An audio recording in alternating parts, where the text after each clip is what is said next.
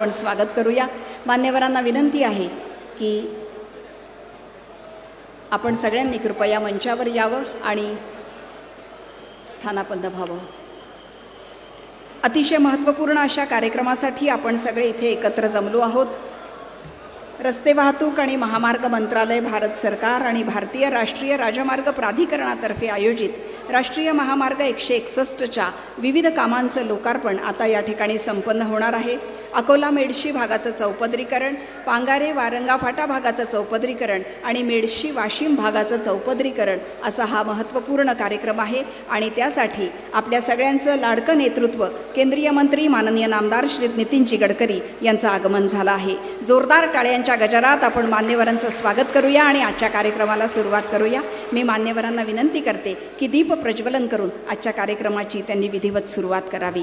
या दीप प्रज्वलनामध्ये आदरणीय गडकरी साहेबांसोबत मी आमंत्रित करते सन्माननीय खासदार भावना गवळी, सन्माननीय आमदार वसंतराव खंडेलवाल, सन्माननीय आमदार लखन मलिक, सन्माननीय आमदार अमित झनक, सन्माननीय आमदार राजेंद्रजी पाटणी, हिंगोलीचे आमदार तानाजी मुटकुळे, माजी खासदार अनंतराव देशमुख, वाशिम जिल्ह्याचे अध्यक्ष श्याम बढे, माजी आमदार विजय जाधव आणि माजी आमदार पुरुषोत्तम राजगुरू यांना जोरदार टाळ्या आपण वाजवल्या पाहिजेत। आपल्या संपूर्ण भागाचा विकास या चौपदरी रस्त्यांमुळे होणार आहे आणि त्यासाठी आज माननीय गडकरी साहेबांच्या शुभ हस्ते हे सगळे रस्ते राष्ट्राला समर्पित करण्यात येत आहेत।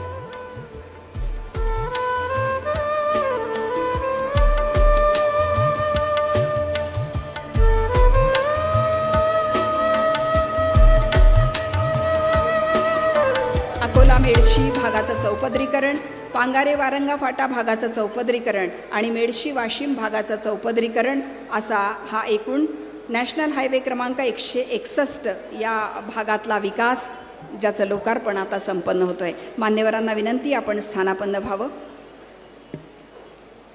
मंचावर उपस्थित असलेल्या सगळ्या मान्यवरांचं आपण पुष्पगुच्छ देऊन स्वागत करणार आहोत। मी विनंती करते chief general manager technical regional officer NHAI RO Nagpur Shri Ashish Asati यांना त्यांनी आपल्या सगळ्यांच्या वतीनं माननीय गडकरी साहेबांचं स्वागत करावं। आशिष असाटी स्वागत करतील। जोरदार टाळ्या आपण या नेतृत्वासाठी दिल्या पाहिजेत, आपल्या सगळ्या भागाचा विकास करणारे विकास पुरुष। सन्माननीय खासदार भावना गवळी या ठिकाणी उपस्थित आहेत। मी नरेश वडेट्टीवार यांना विनंती करते की त्यांनी भावनाताईंचं स्वागत करावं। टाळ्यांच्या गजरात आपण त्यांचंही स्वागत करूया। सन्माननीय आमदार वसंतराव खंडेलवाल या ठिकाणी उपस्थित आहेत। नरेश वडेट्टीवार यांनाच विनंती आहे त्यांनी वसंतराव खंडेलवालांचं स्वागत करावं। श्री लखन मलिक सन्माननीय आमदार राकेश जवादे प्रोजेक्ट डायरेक्टर त्यांचं स्वागत करतील। सन्माननीय आमदार अमित झनक या ठिकाणी उपस्थित आहेत, त्यांचंही स्वागत राकेश जवादे यांनी करावं अशी विनंती। आपल्या भागाचे आमदार श्री राजेंद्र पाटणीजी या ठिकाणी उपस्थित आहेत, त्यांचंही जोरदार टाळ्यांच्या गजरात आपण स्वागत करूया। राजेंद्रजी पाटणी यांचं स्वागत जवादे करतायत। याशिवाय हिंगोलीचे आमदार तानाजी मुटकुळे या ठिकाणी उपस्थित आहेत, त्यांचंही स्वागत करावं अशी विनंती। माजी खासदार अनंतराव देशमुख या ठिकाणी उपस्थित आहेत, त्यांचंही स्वागत। जिल्हा अध्यक्ष वाशिम श्री श्याम बढे या ठिकाणी उपस्थित आहेत, त्यांचंही स्वागत। माजी खासदार अनंतराव देशमुख यांचंही स्वागत। जिल्हा अध्यक्ष वाशिम श्याम बढे यांचंही स्वागत। माजी आमदार विजय जाधव यांचंही स्वागत करावं अशी विनंती जवादे साहेबांना करते। माजी आमदार विजय जाधव आणि माजी आमदार पुरुषोत्तम राजगुरू यांचंही स्वागत करावं अशी विनंती। सर्व मान्यवरांचं जोरदार टाळ्यांच्या गजरात स्वागत। माजी आमदार पुरुषोत्तम राजगुरू सुद्धा उपस्थित आहेत, त्यांचंही स्वागत। आणि आजच्या कार्यक्रमाला आपण आता पुढे नेत आहोत। मी विनंती करते Shri Ashish Asati chief general manager and regional officer NHAI Nagpur यांना की त्यांनी स्वागतपर भाषण करावं। आमंत्रित करते आशिष असाटी यांना। नमस्कार। आज हम सभी यहाँ पर राष्ट्रीय राजमार्ग क्रमांक 161 के अकोला मेडशी वाशिम और पंगारे वारंगा फाटा खंड के लोकार्पण के अवसर पर एकत्रित हुए हैं। इस अवसर पर इस समारोह में उपस्थित माननीय केंद्रीय मंत्री सड़क परिवहन एवं राजमार्ग मंत्रालय श्री नितिन जी गडकरी, माननीय सांसद भावना जी गवली एवं समस्त उपस्थित विधायकगणों का मैं हार्दिक स्वागत करता हूं। साथ ही समारोह में उपस्थित सम्मानीय अतिथिगण, मीडिया प्रतिनिधि, केंद्र व राज्य सरकार के अधिकारी एवं उपस्थित सभी सज्जनों का मैं हार्दिक अभिनंदन करता हूं। राष्ट्रीय राजमार्ग क्रमांक 161 के इस परियोजना की कुल लंबाई लगभग 135 किलोमीटर है और लगभग 3,700 करोड़ की लागत से इसका निर्माण हुआ है। इस परियोजना में अंडरपासेस, मेजर ब्रिजेज, फ्लाईओवर्स आदि का निर्माण किया गया है और इस 2 लेन सड़क को 4 लेन सड़क में परिवर्तित किया गया है।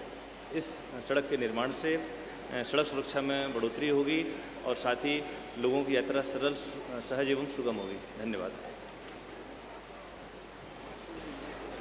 मनापासून धन्यवाद। आणि यानंतर ज्या कार्यक्रमासाठी आपण सगळे इथे एकत्र जमलो आहोत त्याचं लोकार्पण माननीय साहेबांनी करावं, डिजिटल लोकार्पण करावं अशी विनंती करते। विदर्भ मराठवाडा आधुनिक रस्ते पायाभूत सुविधांकडे वाटचाल करत आहे। 3 महामार्ग आता राष्ट्राला समर्पित केले जाणार आहेत। 3,695 कोटींचे हे प्रकल्प 135 किलोमीटर लांब आहेत। नॅशनल हायवे क्रमांक 161चा अकोला मेडशी विभाग, नॅशनल हायवे 161चा मेडशी वाशिम विभाग आणि नॅशनल हायवे 161चा पांगारे वारंगा फाटा विभाग याचं लोकार्पण माननीय साहेबांनी करावं अशी त्यांना विनंती आहे। जोरदार टाळ्यांच्या गजरात या रस्त्यांचं आपण सगळे स्वागत करूया। आपल्या देशाला प्रगतीकडे नेणारे हे रस्ते माननीय गडकरी साहेबांच्या शुभ हस्ते। देश का मध्यवर्ती राज्य महाराष्ट्र का वाशिम जिला विदर्भ एवं मराठवाड़ा को जोड़ने वाला ये जिला विकास से कोसों दूर था। 9 साल पहले एक भी राजमार्ग ना होने वाला महाराष्ट्र का शायद ये पहला जिला होगा। जहां एक भी किलोमीटर महामार्ग नहीं था, वहां गत 9 सालों में विविध परियोजनाओं के अंतर्गत 227 किलोमीटर के महामार्ग तैयार कर इस जिले में विकास का नया अध्याय लिखा गया है। सड़कें अगर अच्छी हों, ट्रैफिक जाम की समस्या से मुक्त हों, तो व्यापारिक एवं आर्थिक संबंधों में लगातार वृद्धि होती है।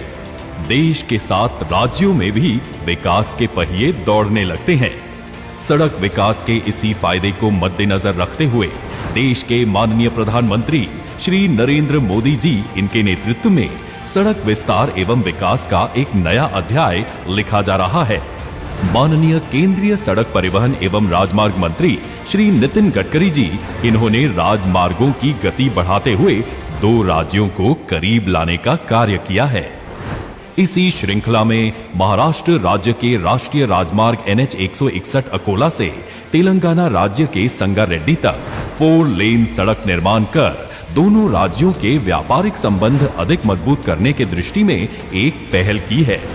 देश का मध्यवर्ती राज्य महाराष्ट्र एवं तेलंगाना राज्य को जोड़ने वाला यह राष्ट्रीय राजमार्ग क्रमांक 161 राष्ट्र को समर्पित होने जा रहा है।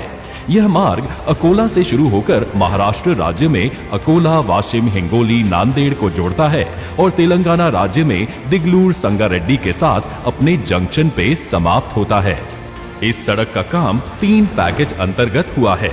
अकोला से मेडशी ये 47.70 किलोमीटर का पहला पैकेज है और जिसकी लागत 1,285.51 करोड़ की है। इस मार्ग पर 4 फ्लाईओवर, 10 अंडरपास एवं 85 कलवर्ट्स हैं। पैकेज 2 अंतर्गत मेडशी से वाशिम तक 47.70 से 92.20 किलोमीटर सड़क निर्माण का समावेश है। इस 44.50 किलोमीटर सड़क की लागत मूल्य 1,394.09 करोड़ है। 13 बस शेल्टर का भी निर्माण इस मार्ग पर किया गया है। 1.100 किलोमीटर का 6 lane road overbridge ROB Washim Akola section में वाशिम केकातुमर के बीच, जिससे वाशिम शहर में यातायात की भीड़ कम हो जाएगी। 15.92 किलोमीटर मालेगांव टाउन और वाशिम सिटी बाईपास भी इस पैकेज में समाविष्ट है। पांगरे से वारंगा फाटा पैकेज 4 के बीच वाली 41.65 किलोमीटर सड़क का समावेश है, जिसका लागत मूल्य 1,041.51 करोड़ है। इस पैकेज में कयाधु नदी पर 141 मीटर का 4 लेन का प्रमुख पुल है, जिससे यातायात की भीड़ कम होगी। कमनूरी एवं आखाड़ा बालापुर टाउन को 10.67 किलोमीटर का बाईपास यातायात समस्या से निजात दिलाएगा। NH 161 अकोला, नांदेड़, संगारेड्डी के अलावा अन्य राज्य राजमार्गों और अन्य जिला सड़कों को जोड़ने वाली महत्वपूर्ण लिंक रोड है। NH 161 वाशिम जिले में मालेगांव के पास समृद्धि महामार्ग एक्सप्रेसवे के इंटरलिंक को जोड़ा हुआ है। यह राजमार्ग अकोला, वाशिम, नांदेड़, हिंगोली और कई शहरों और महत्वपूर्ण स्थानों एवं पर्यटन स्थलों और धार्मिक स्थानों से कनेक्टिविटी प्रदान करता है, जैसे शेगांव में श्री संत गजानन महाराज मंदिर, अकोला में शाहनूर किला, शिरपुर में अंतरिक्ष जैन मंदिर, औंधा नागनाथ, 8वां ज्योतिर्लिंग, संत नामदेव महाराज संस्थान नरसी और नांदेड़ में स्थित तखत सचखंड श्री हुजूर साहब गुरुद्वारा उनमें से कुछ हैं। इस परियोजना से अब इंदौर से लेकर तेलंगाना के हैदराबाद तक व्यापक कनेक्टिविटी मिली है, जिसके कारण व्यापार को अधिक गति मिलेगी, युवाओं को रोजगार के नए अवसर प्राप्त होंगे, कृषि उत्पादनों को अच्छा मार्केट मिलने के लिए यह परियोजना लाभदायक साबित होगी। अमृत सरोवर अंतर्गत राजमार्ग के निर्माण में तालाबों के गहरीकरण से प्राप्त मिट्टी का उपयोग किया गया है। इस काम में गांव बरडे, झोड़गा खुर्द, चिवरा, अमानी, सायखेड़ा आदि जगह के तालाबों का गहरीकरण किया गया। 10 लाख क्यूबिक मीटर इस माध्यम से सड़क काम के उपयोग में लाई गई। 1017 TCS पानी संचय में इस कारण बढ़ोतरी हुई, जल क्षमता बढ़ गई, राजमार्ग से करीब शहरों के नागरिकों की पानी की किल्लत दूर होगी। माननीय प्रधानमंत्री श्री नरेंद्र मोदी जी के नेतृत्व में देश विकास के नए आयाम स्थापित कर रहा है। देश की सड़कें तेज एवं यातायात के दृष्टिकोण से सुरक्षित हो, इस दिशा में समूचे देश में सड़क निर्माण के माध्यम से राज्यों की कनेक्टिविटी को अधिक समृद्ध किया जा रहा है। केंद्रीय सड़क परिवहन एवं राजमार्ग मंत्री नितिन गडकरी जी आधुनिक और उच्च गुणवत्ता वाली सड़क निर्माण के कार्य को निरंतर आगे बढ़ा रहे हैं। आइए सड़क निर्माण के इस मिशन में हम भी यात्री बने और देश को समृद्ध करें।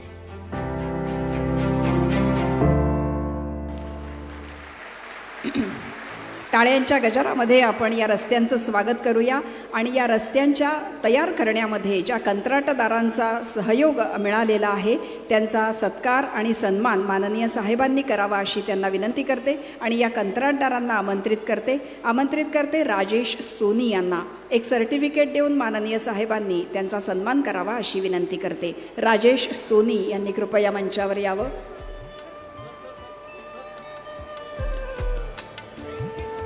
राजेश जी सोनी यांना सर्टिफिकेट देण्यात येईल।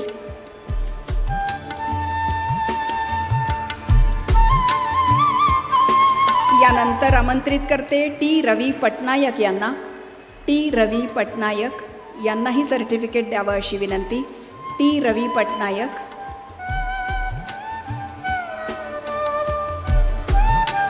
आमंत्रित करते पवन कुमार यांना। पवन कुमार।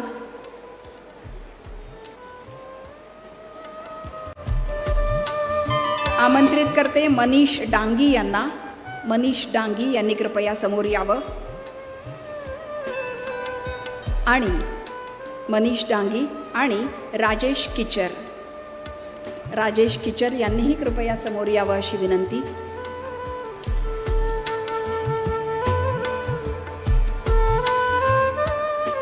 याशिवाय मी श्रीयुत VD पाटील कार्यकारी अभियंता आणि सचिन कुलकर्णी मंगरुळपीर यांनी तयार केलेलं विजन डॉक्युमेंट साहेबांना प्रदान करावं अशी विनंती करते। केंद्राच्या मागास जिल्ह्यांच्या यादीमध्ये वाशिम जिल्हा आहे। या जिल्ह्याचं मागासपण दूर करण्यासाठी एक विजन डॉक्युमेंट तयार करण्यात आलं आहे। VD पाटील कार्यकारी अभियंता आणि सचिन कुलकर्णी मंगरुळपीर यांनी हे तयार केलं आहे आणि या दोघांनी जिल्ह्यातील सर्व रस्ते, तलाव, बंधाऱ्याची पाहणी केली आणि हे डॉक्युमेंट तयार केलं आहे। हे विजन डॉक्युमेंट ते साहेबांना अर्पण देत आहेत। भारतात एकूण 112 आणि महाराष्ट्रात 4 असे जिल्हे आहेत। हे विजन डॉक्युमेंट आपल्या इथलं मागासलेपण दूर करण्यात अतिशय महत्त्वपूर्ण ठरणार आहे। मनापासून धन्यवाद। मान्यवरांना विनंती आपण स्थानापन्न व्हावं आणि यानंतर इथे आपल्याशी संवाद साधण्यासाठी मी आमंत्रित करते स्थानिक आमदार श्री राजेंद्र पाटणी यांना. विनंती करते त्यांनी आपल्या सगळ्यांशी संवाद साधावा.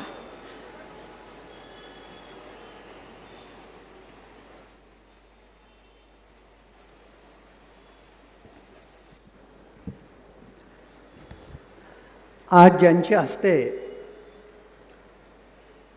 वाशिम जिल्ह्यातल्या महामार्गांचं लोकार्पण आणि भूमिपूजन आयोजित केलेलं आहे, असे या देशाचे आमचे सर्वांचे मार्गदर्शक, देशाचे मंत्री माननीय गडकरी साहेब, व्यासपीठावर उपस्थित आपल्या विभागाच्या खासदार भावनाताई गवळी, श्री वसंतबाबू खंडेलवाल, श्री लखनजी मलिक, श्री तानाजी मुटकुळे, श्री अमितजी झनक, श्री अनंतरावजी देशमुख, श्री श्यामजी बडे, श्री नरेंद्रजी गोलेछा, श्री विजयरावजी जाधव, श्री राजू पाटील राजे, श्री पुरुषोत्तमजी चितलांगे, श्री विजयजी खांजोडे, आपल्या जिल्हाधिकारी भुवनेश्वरी मॅडम, व्यासपीठावर उपस्थित सर्व विभागाचे अधिकारी, सर्व सन्माननीय मान्यवर, आज आपण 3,655 कोटी रुपयाच्या रस्त्याचं उद्घाटन आणि लोकार्पण माननीय गडकरी साहेब करत आहेत. पण गडकरी साहेब, वाशिम ते अमरावती हा रस्तासुद्धा पूर्ण झालेला आहे, त्याचं लोकार्पण काही झालं नव्हतं. तोही जवळजवळ 1,500-2,000 कोटी रुपयाचा रस्ता आहे. त्यानंतर आपण मालेगाववरून शेणगावला गेलं तर तोही रस्ता पूर्ण झालेला आहे. आपण जर असं लोकार्पण पूर्ण बघितलं तर जवळजवळ 6,500 कोटी रुपयाच्या कामांचं लोकार्पण आज माननीय गडकरी साहेबांच्या हस्ते होत आहे. या व्यतिरिक्त कारंजा मूर्तिजापूरच्या रस्त्याचं साहेब भूमिपूजन करणार आहेत.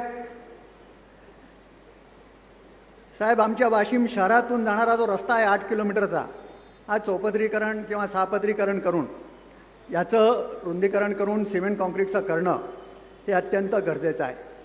आपण हिंगोलीमध्ये सुद्धा हे सांगितलं होतं आणि तो विषय आज आपण आपल्या भाषणातून जाहीर करावा, अशी या सर्व जनतेकडून मी आपल्याकडून अपेक्षा व्यक्त करतो.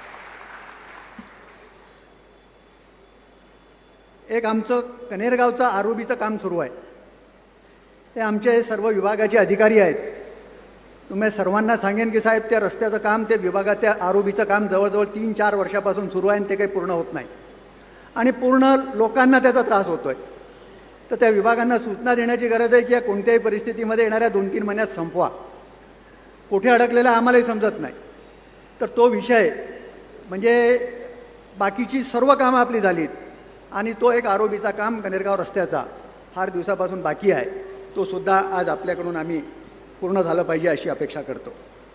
आज आपण गडकरी साहेबांना बघितलं तर मी म्हणतो की एकमेव असे नेते आहेत आणि एकमेव असं व्यक्तिमत्व आहे की ज्यांनी वाशिम जिल्ह्याचं रस्त्याचं संपूर्णतः बॅकलॉग बाहेर काढून टाकला.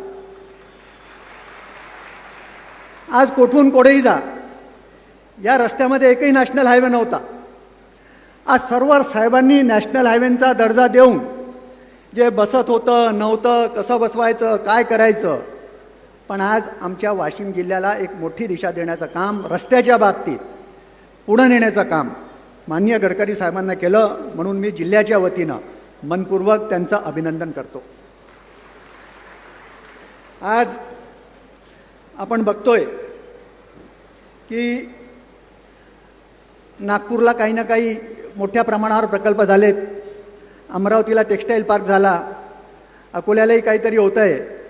मी आज गडकरी साहेबांना विनंती करणार आहे की आपण केंद्राचे एक हेवीवेट मंत्री आहात आणि साहेबांनी आमच्या वाशिम जिल्ह्याला काहीतरी एक प्रकल्प मोठा असं देण्याची गरज आहे, जेणेकरून या जिल्ह्याला काहीतरी दिशा मिळेल, जिल्ह्यात रोजगार उपलब्ध होईल, जिल्ह्याच्या विकासाला गती मिळेल. तर निश्चितप्रमाणे या बाबतीत एक साहेबांच्या खात्याचं काम नाही, तरी पण आम्ही साहेबांकडूनही अपेक्षा व्यक्त करतो की केंद्राकडून आपल्याला काही अमरावतीला रेल्वे डब्याचा कारखाना आला तर कुठं काही ना काही प्रत्येक जागेवर आलेला आहे. एक वाशिम जिल्ह्यात जर तो विषय आला तर निश्चितप्रमाणे वाशिम जिल्ह्यालासुद्धा एक मोठ्या प्रमाणावर दिशा मिळेल असं मला या निमित्तानं वाटते. आज इथं सन्माननीय साहेब आहेत, इथं वसंतबाबू खंडेलवालसुद्धा आहेत आम्ही दोघंही मुंबईला गेलो होतो. आमचा विषय नव्हता साहेबांचा, विषय होता एअरपोर्ट अथॉरिटी ऑफ इंडियाचा, विषय होता राज्याच्या एअरपोर्ट अथॉरिटीचा. अकोला एअरपोर्ट आणि अमरावती एअरपोर्ट या भागाचा विकास झाला पाहिजे म्हणून साहेबांनी त्यांच्या कार्यालयामध्ये मिटिंग लावली. संबंधित मंत्र्यांना बोलवलं, संबंधित चेअरमनला बोलवलं, संबंधित सर्व अधिकाऱ्यांना बोलवलं आणि त्या विषयामध्ये स्वतःसुद्धा साहेबांनी लक्ष घातलेलं आहे. आणि मला असं अपेक्षित आहे की साहेब आपण लक्ष घातलेलंच आहे. तो विषय जर पूर्ण झाला तर या भागामध्ये उद्योजक यायला कुठंतरी वाव मिळेल. आज नागपूर सोडलं तर आमच्याकडे विमानतळ नाही, मग इकडं गेलं तर औरंगाबादला विमानतळ आहे. हा जर मधातला एक विमानतळ झालं तर निश्चितपणे अकोला वाशिम जिल्ह्याच्या विकासाला गती मिळेल. आणि साहेबांचा विषय नसला तरी साहेबांनी त्या विषयाला हात लावला तर आम्हाला एवढी खात्री आहे की निश्चितपणे तो विषय पूर्णत्वास येईल आणि त्या विषयाला न्याय मिळेल. आज सिंचनाच्या बाबतीत आपल्या सर्वांना माहीत आहे की आपला जिल्हा फार मागासलेला होता. साहेब केंद्रात मंत्री झालेत. साहेब केंद्रात मंत्री झाल्यानंतर जलसिंचनाचं कास्त त्यांच्याकडं आलं आणि त्यांनी वाशिम जिल्ह्याचे जेवढे अपूर्ण प्रकल्प आहेत ते पूर्ण करण्यासाठी जितका निधी पाहिजे 100% निधी उपलब्ध करून दिला. काही बाबतीत आपण कमी पडलो तरी म्हटलं तरी चालेल, पण साहेबांना जितक्या निधीचा प्रस्ताव आपल्या प्रशासनानं आपण सादर केला तो 100% निधी साहेबांनी आपल्याला उपलब्ध करून दिला. म्हणून ही अपूर्ण प्रकल्प आपल्या जिल्ह्यातले पूर्ण होऊ शकली. आज आपण एकंदरीत पूर्ण जिल्ह्याचा विषय बघितला तर साहेब आम्ही गोदावरी आणि तापी खोऱ्याच्या रीजवर आहोत. आज आपण या बाबतीत आम्हाला मार्गदर्शन करणारच आहात. आमचं अर्धं पाणी तापी खोऱ्यात जाते, अर्धं गोदावरी खोऱ्यात जाते. हा एकच असा जिल्हा आहे की या रीजवरून गेलेला आहे. तर याच्यामुळं आमच्या इथून जवळजवळ 12 ते 14 नद्यांचा उगम आहे. पण आमच्या जिल्ह्यामध्ये एकही मोठं धरण नाही. 2 मीडियम प्रकल्प आहेत, एकही मोठा प्रकल्प नाही. जेवढी धरणं झालेली आहेत एक तर यवतमाळ जिल्ह्यात आहेत, न तर अकोला जिल्ह्यात आहेत, न तर अमरावती जिल्ह्यात आहेत. तर त्या दृष्टिकोनातून आज साहेब बैठक घेणार आहेत. साहेब आपल्या सर्वांना या बाबतीत आज त्यांनी सर्व लोकप्रतिनिधींना सांगितलं की या बाबतीत मी तुम्हाला आपण सर्वांनी या आराखड्यामध्ये लक्ष घालावं. जिल्हाधिकाऱ्यांना सुद्धा सांगितलं आणि साहेबांना विनंती करतो की त्या बाबतीत सुद्धा आपलं सहकार्य आम्हा सर्वांना वाशिम जिल्ह्याला अपेक्षित आहे. कारण सिंचनाच्या बाबतीत अत्यंत मागासलेला असा जिल्हा आहे. या बाबतीत आम्ही नेहमी हा विषय मांडत असतो, पण रीजवर असल्यामुळे आम्हाला काही न्याय मिळत नाही. आणि सर्वात मोठा प्रश्न असा झालेला आहे साहेब की हे जे बाजूच्या जिल्ह्यांनी पाणी घेऊन घेतलं, आम्ही पाणी मागायला गेलो तर सर्टिफिकेटच देत नाही, म्हणजे पाणी उपलब्ध नाही. आणि पाणी उपलब्ध नाही म्हटलं की साहेब आमच्या जिल्ह्याला पाणी मिळत नाही आणि तो इरिगेशन विभाग सर्टिफिकेट देत नाही. तर त्या बाबतीत सुद्धा लक्ष घालून न्याय देण्याची गरज आहे. काही विषय साहेबांचे नसले तरी मी साहेबांकडं मागितलं, कारण साहेब आपले आहेत, साहेब विदर्भाचे आहेत आणि साहेबांना विदर्भाबद्दल फार मोठी आपुलकी आहे. तर निश्चितपणे त्या बाबतीत ते आम्हाला न्याय देतील अशी आपल्याकडून अपेक्षा व्यक्त करतो. पुनश्च आज या लोकार्पण कार्यक्रमाला आलात तर 3,500ची ऐवजी 6,500 कोटीची जी कामं तुम्ही आमच्या जिल्ह्याला दिली त्याबद्दल मनपूर्वक पुनश्च पूर्ण जिल्ह्याकडून आपलं स्वागत करतो, अभिनंदन करतो आणि थांबतो. जय हिंद, जय महाराष्ट्र. मनापासून धन्यवाद पाटणी साहेब. यानंतर वाशिमचे आमदार माननीय श्री लखन मलिक जी इथे उपस्थित आहेत, त्यांना विनंती आहे त्यांनीही आपल्या सगळ्यांशी संवाद साधावा.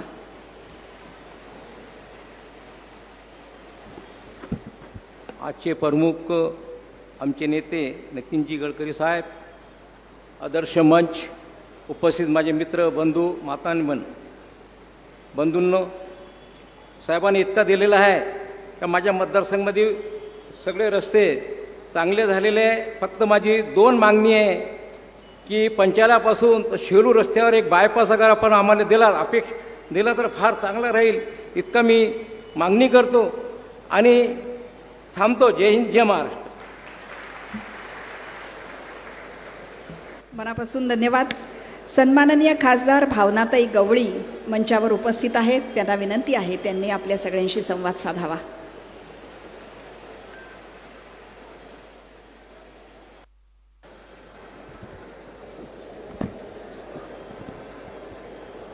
छत्रपती शिवाजी महाराज,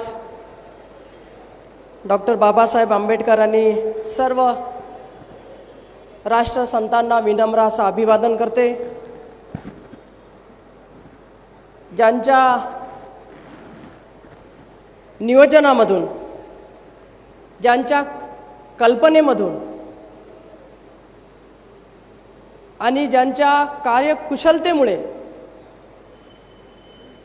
आज या ठिकाणी वाशिम जिल्ह्यातच नव्हे तर संपूर्ण भारतामध्ये, संपूर्ण हिंदुस्थानमध्ये रस्त्याचं जाळं विणलं गेलं.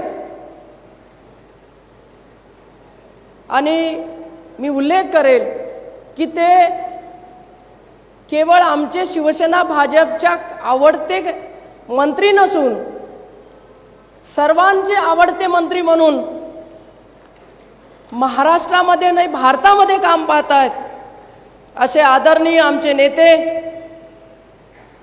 गडकरी साहेब, या मंचावर उपस्थित विधान परिषद आमदार सन्माननीय वसंतभाऊ खंडेलवाल, या मंचावर उपस्थित आमदार आदरणीय राजेंद्रजी पाटणी, वाशिमचे आमदार लखन भैया, त्याचबरोबर या मंचावर उपस्थित अमितजी झनक,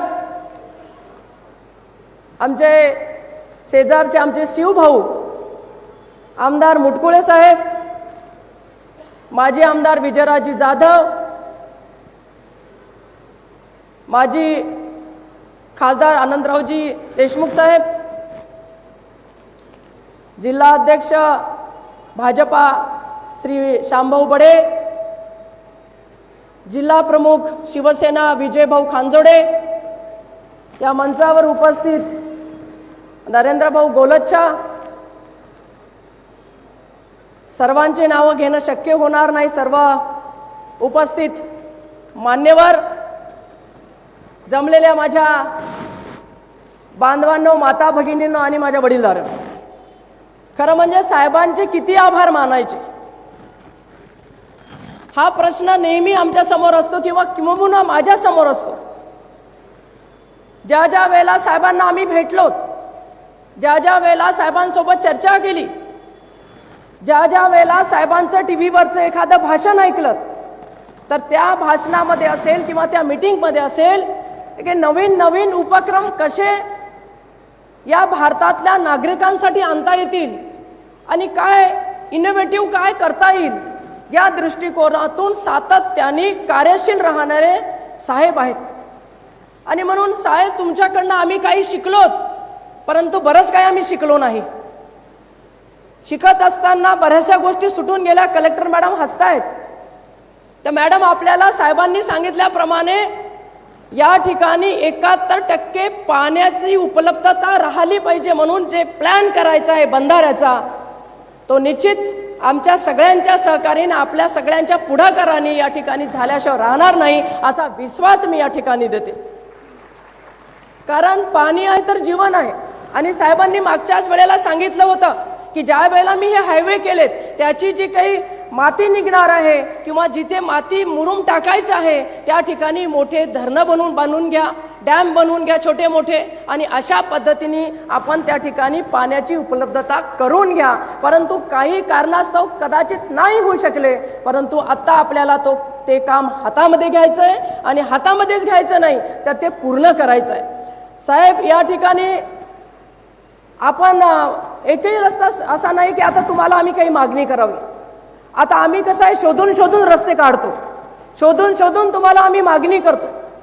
तुम्ही मागच्या वेळेला हिंगोलीला जी मागणी केली होती, हा जो वाशिमचा अकोला नाका जो आहे, अकोला नाका ते पुसद चौक जो आहे, पुसद नाका जो आहे, त्या ठिकाणी जाताना जी काही आपली ट्रॅफिक आहे ती फार म्हणजे खोळमळते आणि म्हणून तो रुंदीकरणाचा विषय आपण मागच्याच वेळेला आमचा मार्गी लावून दिला होता. त्याचा DPR माझ्या माहितीप्रमाणे बनतो आहे. असं हे पण काम तुम्ही हे काम करून दिलेलं आहे. आणि म्हणून या ठिकाणी मी आपल्याला फार काही मागणार नाही. कारण तुम्ही दिलेला असल्यामुळे. परंतु एक मागणी माझी नाही तर या मंचावर बसलेल्या प्रत्येक लोकप्रतिनिधीची आहे आणि समोर बसलेल्या प्रत्येक कास्तकाराची आहे, आणि ती म्हणजे या भागातला जो कारखाना आहे तो कारखाना या ठिकाणी आपल्याच आशीर्वादाने सुरू व्हावा. आणि त्यासाठी जो काही ऊस लागणार आहे तो ऊस निश्चित आम्ही कास्तकारांना एकत्र करून बोलून आम्ही सगळे लोकप्रतिनिधी, केवळ भावना गवळी नाही तर आम्ही सगळे लोकप्रतिनिधी त्यासाठी काम करूया. कारण जो चांगलं व्यक्ती काम करतो त्याच्याच मागे सगळे लोक लागत असतात. आणि आपलं जे काम आहे ते काम आम्ही काही दिवा दाखवण्याचं काही कारणच नाही. सूर्याला कोणी दिवा दाखवू शकतो का? नाही. आणि म्हणून या ठिकाणी ही पण मागणी आम्ही या निमित्ताने करतो आहोत. वाशिम ते हिंगोली मधला जो पूल आहे आपला, तो पुलाचं काम मागच्या अनेक दिवसापासून थांबलं. आणि मग मी रेल्वे डिपार्टमेंट सोबत विचार विनिमय करत होते साहेब, त्यांच्यासोबत बोलत होते, पण रिस्पॉन्स फार कमी मिळत होता. आता हे जे काम आहे ते महारेलकडे गेलेलं आहे आणि त्याचे MD असतील किंवा त्याचे मुख्य जे कार्य बघणारे अधिकारी ते सैनिक साहेब आहेत, त्यांच्यासोबत मी बोलले आणि कलेक्टर मॅडम सोबत सुद्धा मी बोलले. येत्या 3 महिन्यामध्ये सर्व्हिस रस्ते तयार करण्यासाठी आपल्याला लागणार आहे आणि त्या ब्रिजचं सुद्धा काम होणार आहे. म्हणून या रस्त्यावरून हिंगोलीकडे जाणारी जेवढी गावं असतील त्या गावकऱ्यांना आता लवकरच 3 महिन्यामध्ये ते 2 महिन्यामध्ये हे सर्व्हिस रस्ते झाल्यामुळे फायदा होणार आहे. साहेब, माझी एक विनंती असणार आहे. मंगरुळ जवळ जाता वेळेला एक पूल आहे जो आपल्या नॅशनल हायवेच्या कामामध्ये बनलात, परंतु सचिन भाऊना कदाचित ते काम तुम्हाला सांगितलं की नाही मला माहीत नाही. तिथे मोठ्या प्रमाणामध्ये ॲक्सिडेंट होतात. तर ती नेमकी टेक्निकल बाब काय आहे ती एकदा शोधली पाहिजे. कारण जेव्हा गाड्या येतात तेव्हा अशा डायरेक्ट गाड्या त्या पुलावर ते धडकल्या जातात आणि आतापर्यंत 40 ते 50 ॲक्सिडेंट त्या ठिकाणी झालेले. ती एक टेक्निकल बाब आहे. तेवढी टेक्निकल बाब आपण कृपा करून सोडवावी, जेणेकरून या ठिकाणी आपल्या लोकांचे जाणारे काही हातपाय तुटणारे असतील किंवा त्यांचे काही जीव जाणारे असतील ते वाचतील. अशा पद्धतीने ते एक कृपा करून तेवढं काम आमचं मार्गी लावून द्यावं अशी विनंती या निमित्ताने आपल्याला करते. साहेबांनी तर आत्ताच सांगितलं की एक लॉजिस्टिक पार्क आपल्याला करायचं आहे आणि साहेबांनी म्हटल्यानंतर काय होऊ शकत नाही. साहेबांनी म्हटल्यावर सगळंच काही या ठिकाणी होऊ शकते. अशा पद्धतीची कार्यपद्धती साहेबांची असल्यामुळे या ठिकाणी मी आता लखन मलिक साहेबांना मगाशी बोलत होते की आता मागायला काहीच राहिलेलं नाही आणि साहेबाला मागण्याच्या अगोदरच माहीत असते की तुम्हाला काय पाहिजे. एवढा प्लॅन साहेबांचा तयार असतो. आणि म्हणून या ठिकाणी साहेब तुम्ही आम्हाला जे काही दिलं त्याबद्दल आम्ही खूप खूप आभार व्यक्त करतो. कारण आम्ही जेव्हा एखाद्या कार्यक्रमाला जातो तेव्हा मी रस्ते पाहत होते. एखाद्या कार्यक्रमाला रिसोडून वाशिमकडे यायचं असेल किंवा वाशिमवरून आम्हाला एखाद्या पुसदकडे जायचं असेल किंवा मानोऱ्याकडे जायचं असेल तर अगदी आम्ही 45-50 मिनिटामध्ये त्या ठिकाणी जाऊ शकतो. अशा पद्धतीची सुविधा सुद्धा तुम्ही करून दिलेली आहे. ही कनेक्टिव्हिटी निर्माण करण्याचं सर्वात मोठं या भारतामधलं काम आपण केलेलं आहे. त्याबद्दल आपले आभार मी या ठिकाणी व्यक्त करते आणि इथेच थांबते. जय हिंद, जय महाराष्ट्र, वंदे मातरम. धन्यवाद भावनाताई. वाशिम जिल्ह्यातील बालाजी साखर कारखाना सुरू व्हावा यासाठी शेतकऱ्यांच्या वतीनं एक निवेदन आणि ऊस लागवडीचं हमीपत्र माननीय नामदार नितीनजी गडकरी साहेबांना जिल्ह्यातील शेतकऱ्यांच्या वतीनं मंचावर उपस्थित सर्व लोकप्रतिनिधींनी द्यावं अशी विनंती आहे. खासदार भावनाताई गवळी, आमदार वसंतराव खंडेलवाल, आमदार राजेंद्र पाटणी, माजी आमदार विजयराव चव्हाण, आमदार अमित झनक, आमदार लखनजी मलिक, आमदार तानाजी मुटकुळे, माजी खासदार आनंदरावजी देशमुख हे एक निवेदन देत आहेत आणि ऊस लागवडीचं हमीपत्र त्यांच्याकडून घेत आहेत. मनापासून धन्यवाद.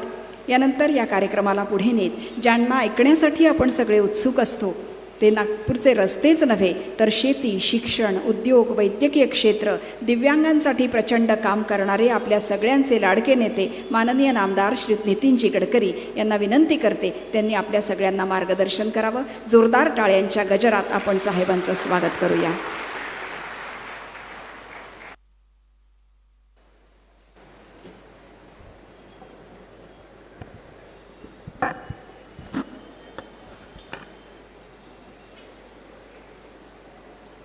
वाशिमच्या खासदार श्रीमती भावनाताई गवळी, आमदार श्री राजेंद्र पाटणी, आमदार श्री लखन मलिक, आमदार श्री वसंत खंडेलवाल, आमदार श्री अमित झनक, माननीय मुरकुटे आमदार, माजी खासदार श्री अनंतराव देशमुख, माजी आमदार श्री विजय जाधव, माजी आमदार पुरुषोत्तमराव राजगुरू, त्याचप्रमाणे माझे जुने सहकारी नरेंद्र गोलछाजी, मंचावर उपस्थित जिल्हाधिकारी, सर्व सन्मान्य अधिकारीगण, सर्व नेतेगण आणि उपस्थित सर्व बांधवांनो आणि बहिणींनो, 3-4 वर्षापूर्वी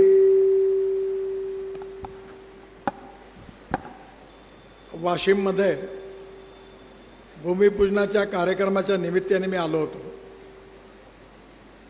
त्यावेळी ज्या कामाचं भूमिपूजन केलं होतं ती सगळी कामं आज पूर्ण झालेली आहे. याबद्दल मला अतिशय आनंद आहे आणि याबद्दल मी वाशिमच्या जनतेला मनापासून धन्यवाद देतो.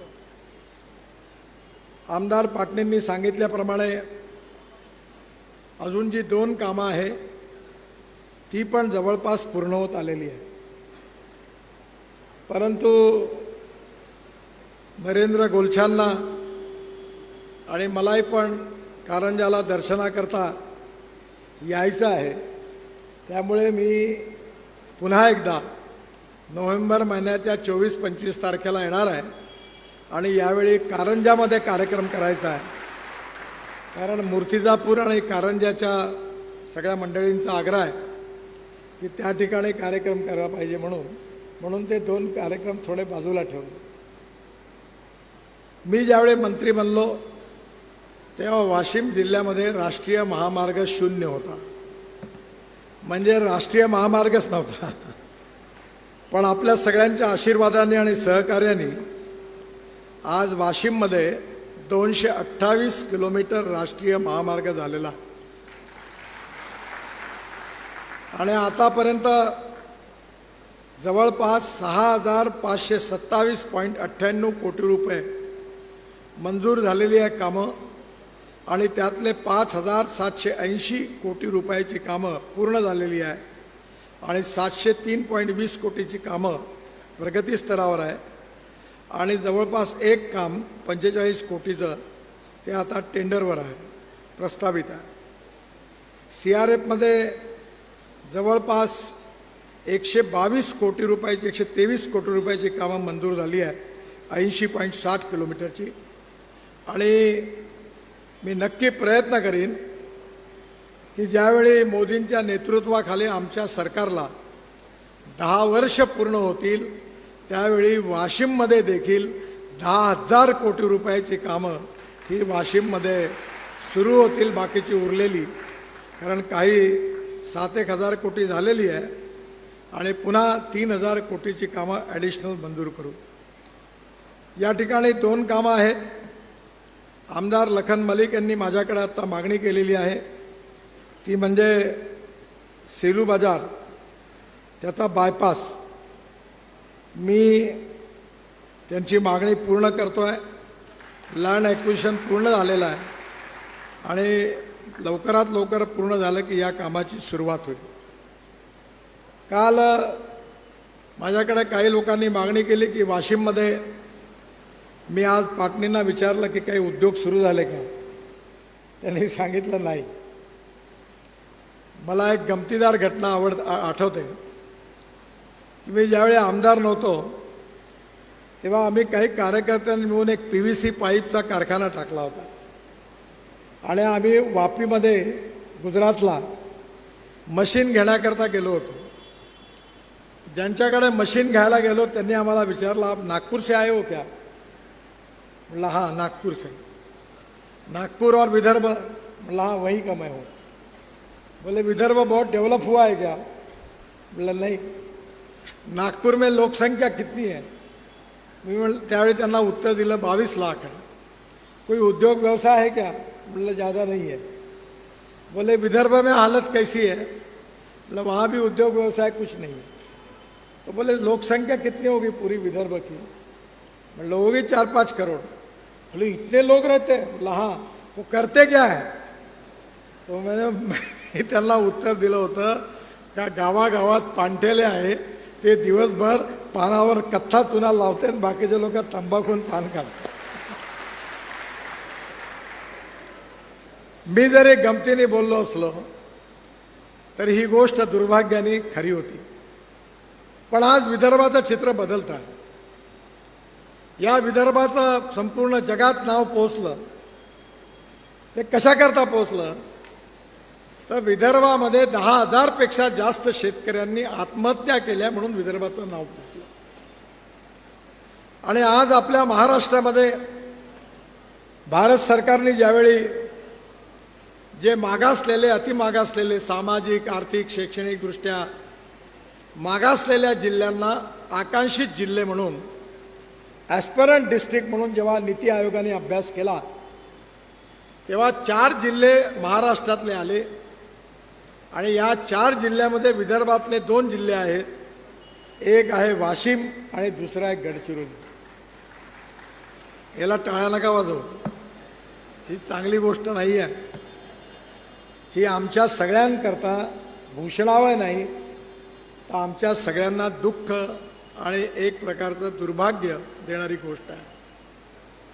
आणि म्हणून माझा विश्वास आहे की हे चित्र बदलवण्याचं जर ठरवलं, मंचावर बसलेल्या या सगळ्या नेत्यांनी ठरवलं, सर्व पक्षीय नेत्यांनी, आणि जनतेने सहकार्य केलं, तर आज असणारा हा आकांक्षित जिल्हा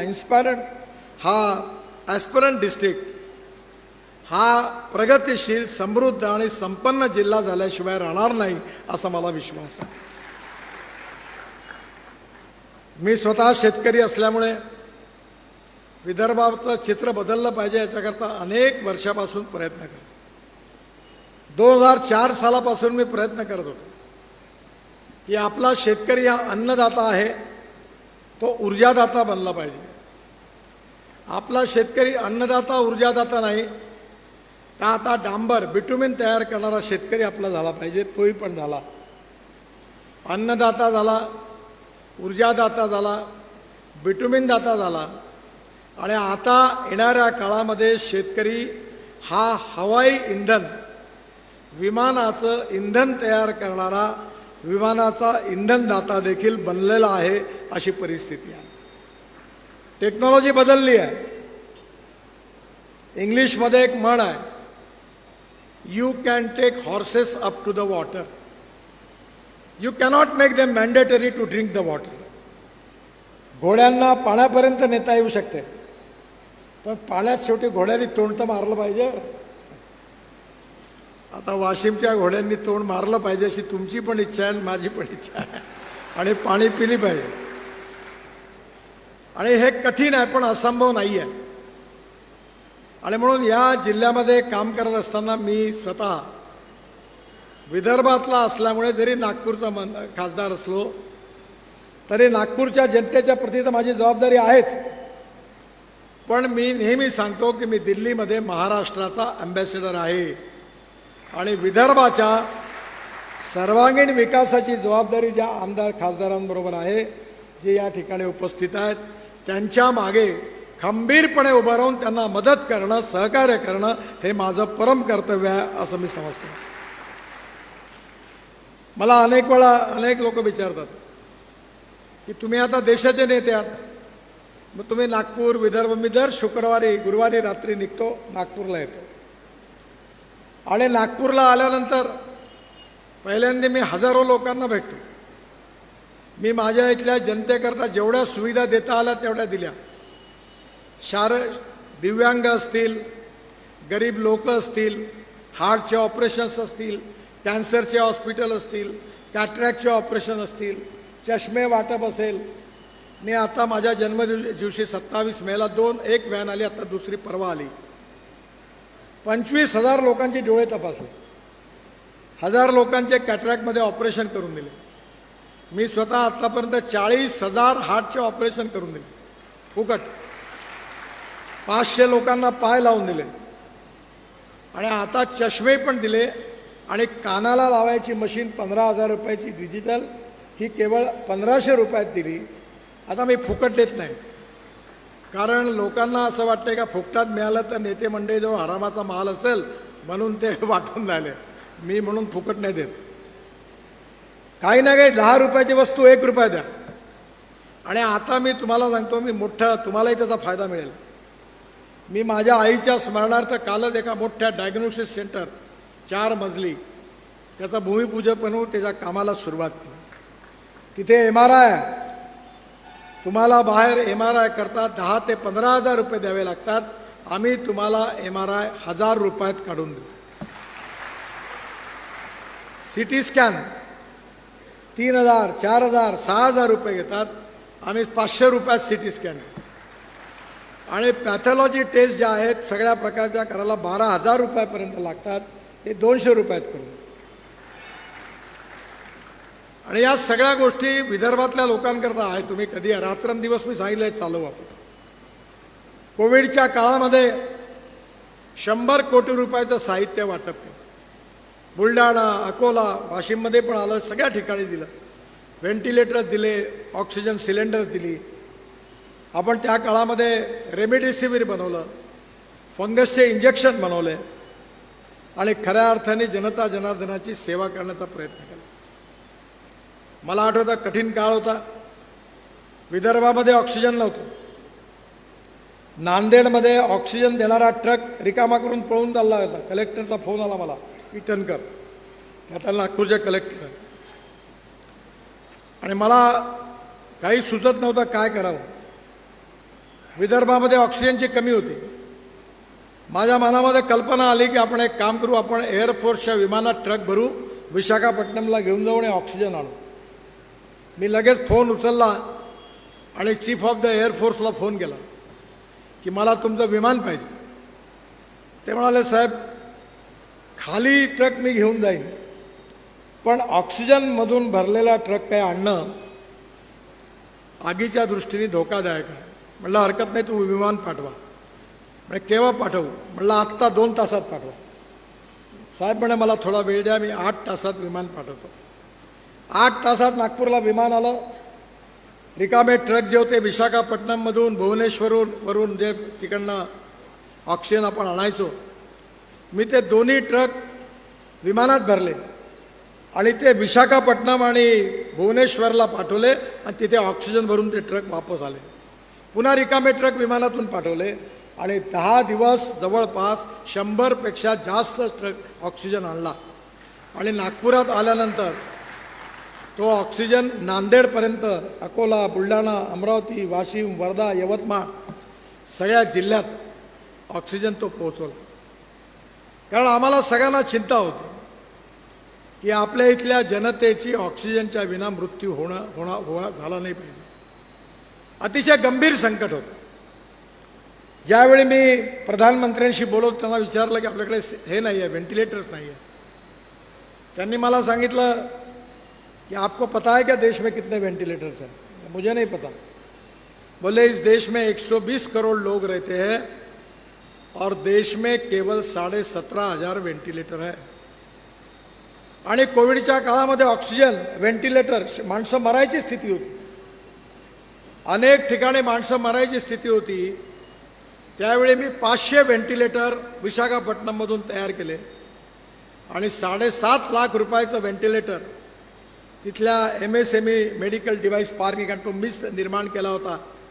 ज्यावेळी मी MSMEचा मंत्री होतो त्यांना 40,000 कोटी रुपयाचं एक्सपोर्ट दरवर्षी होतं, टर्नओव्हर आहे. ते सगळ्यांना मी एकत्रित केलं. मी तुम्हाला कधीच काही मागितलं नाही, पण तुम्ही माझ्याकरता एवढं करा की मला तुमच्या कॉस्ट प्राईजवर व्हेंटिलेटर द्या. त्यांनी 47,000 रुपयात व्हेंटिलेटर दिले.